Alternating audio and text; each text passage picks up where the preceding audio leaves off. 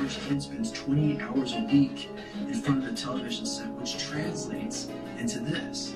That by the time the average kid is 6 years old, he'll spend more time with the television set than he will with his father for his entire lifetime.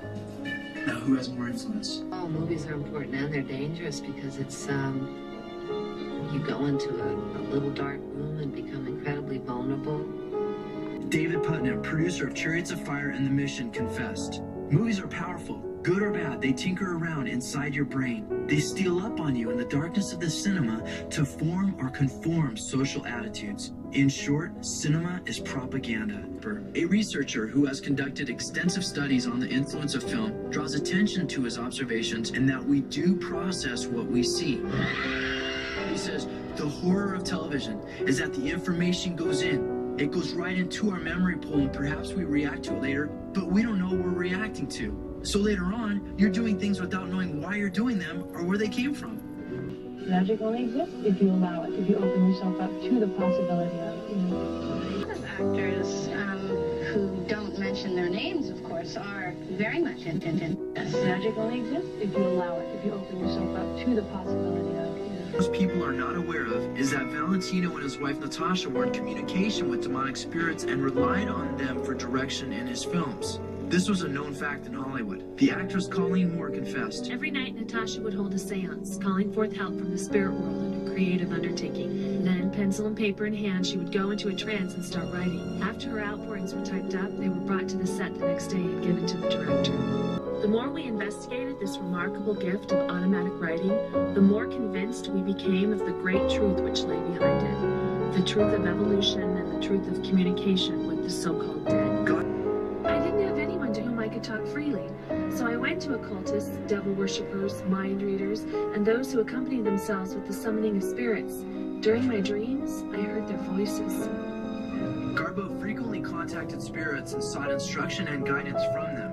She recalled how this led me to astrology, occultism, and magic. I read books and magazines on these elusive subjects. Later, when reading alone could not satisfy my interests, I began searching out mediums, fortune tellers, card readers, and anyone else with extrasensory perception. The occultist Kingston described her summoning of spirit guides on the set.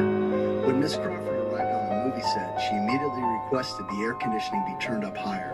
"I always do my best work when the set is cold," she said. A true believer, she felt the coldness would bring in the spirits to help with her performance.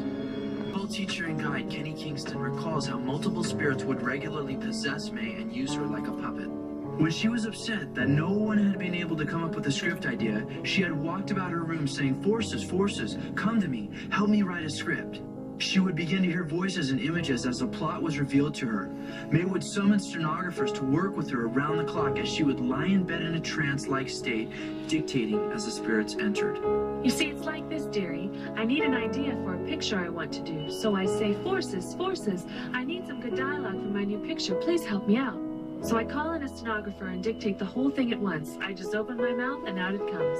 It was the spirit of actress Carol Lombard who guided Lucille Ball into taking a chance on television and accepting the offer to star in I Love Lucy. When the glamorous comedian, who had died in an airplane crash of 1942, appeared to Lucy in 1951, it was considered very risky to leave the large screen for the small one. Because Lucille Ball accepted the spirit's urging to take a chance, honey, she made television history. Medium. I want to thank you again for bringing in my teacher in spirit.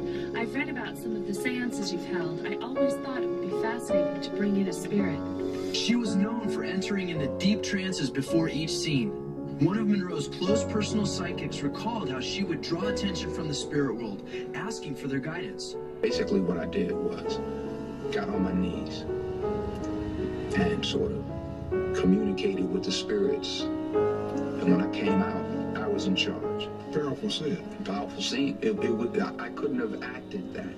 I couldn't have written that down and made a decision to play. Depp confesses, "I know I have demons. I'm 30 different people sometimes." But there's also that thing. It is possession. In the old days, you'd be burned for it. But there is something empowering about it. I mean, it is a place where you are totally. It is Dr. Jekyll and Mr. Hyde, where you really can become this other force. He becomes possessed during his acting performances. Yeah, literally it's like possession. All of a sudden you're in. You just get this energy that starts going. with the demonic realm. The most familiar face on television says, You can not only use your body and physical self. This is how I see acting. I ask my body to be the carrier for the spirits of those who have come before me in a way that is most meaningful to the character. Just become the vehicle for that character. calling out for these entities to take. I tried to empty myself and let the spirit inhabit me.